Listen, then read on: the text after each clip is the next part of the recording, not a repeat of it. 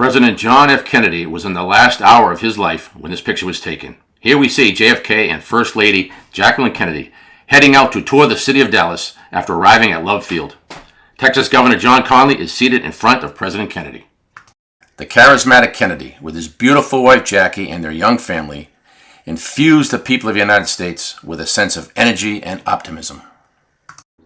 The presidents that preceded Kennedy, Eisenhower, Truman, Roosevelt, Hoover, and Coolidge, all lacked the youthful exuberance of JFK.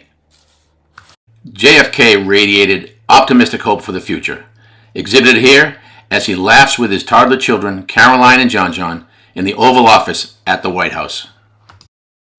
Kennedy was a hero in World War II.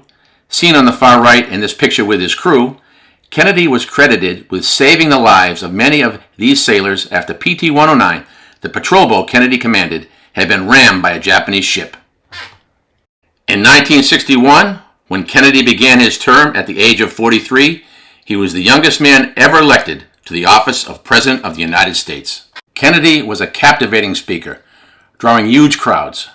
His speeches focused on advancing civil rights, visionary space exploration, and solidarity with those opposing communist oppression. Kennedy expressed American values and ideals when he met with Soviet communist leader Nikita Khrushchev during the Cold War.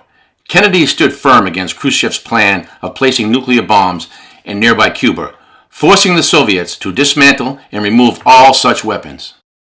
Sadly, all the hope and promise of John Kennedy's presidency came to an end on this day in Dallas, Texas. A sniper, Kennedy's assassin, aimed his rifle from the 6th floor of a Dallas warehouse and waited for JFK's limousine to pass by. A white X in the street now marks the precise location of JFK when he was struck by the fatal bullet of the assassin.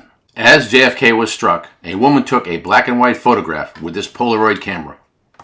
Forensic research on this black and white photograph may have shown evidence of a possible second shooter. By zooming in on a section of the original photo, some experts believe the enlargement exposes a man with a badge who had just fired a rifle from above the grassy knoll to the right of the presidential limousine. The blown-up section of the original photo appears to show a puff of smoke in front of a sniper wearing a badge. Was this badge man part of an assassination team? John Kennedy was first elected to Congress in 1946. Abraham Lincoln was first elected to Congress exactly 100 years before that.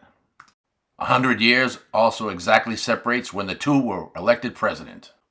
Both Lincoln and Kennedy were fatally shot in the back of the head on a Friday with their wives at their side and in the company of another couple. Kennedy's vice president was a Southerner born in 1908 named Lyndon Johnson. Lincoln's vice president was a Southerner born in 1808 named Andrew Johnson. Both presidents' assassins were Southerners, born 100 years apart, and both men always were known by their first, middle, and last names. Lee Harvey Oswald committed his murder in a storage facility known as the Texas Book Depository. Authorities later captured Oswald hiding in a theater. John Wilkes Booth committed his murder in Ford's Theater. Booth was finally caught by authorities as he hid in a storage facility in Virginia.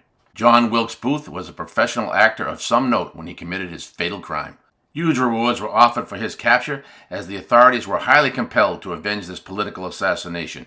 Booth never got a chance to defend himself in a public court, however, because a Union soldier named Boston Corbett shot John Wilkes Booth dead during the fugitive's capture.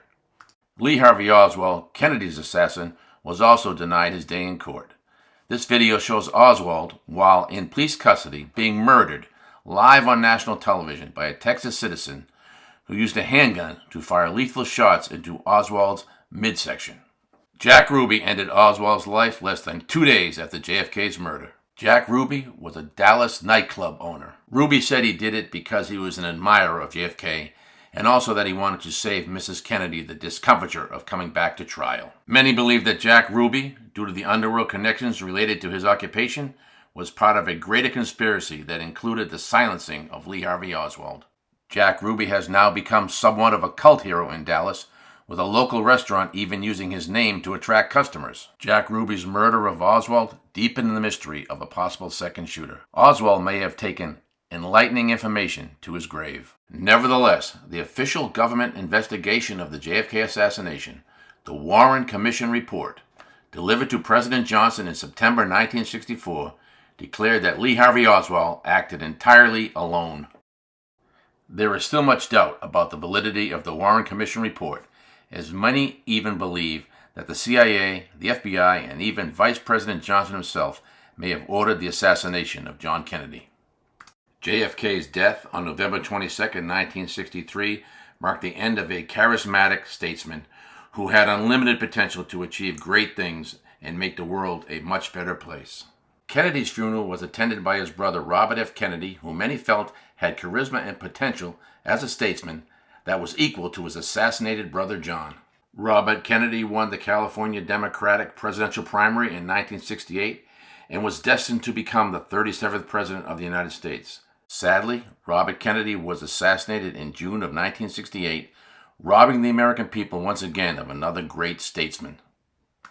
John F. Kennedy Jr. was becoming politically active in the late 1990s and was the epitome of charismatic potential when he unfortunately perished in a small plane he was piloting over Long Island Sound in 1999.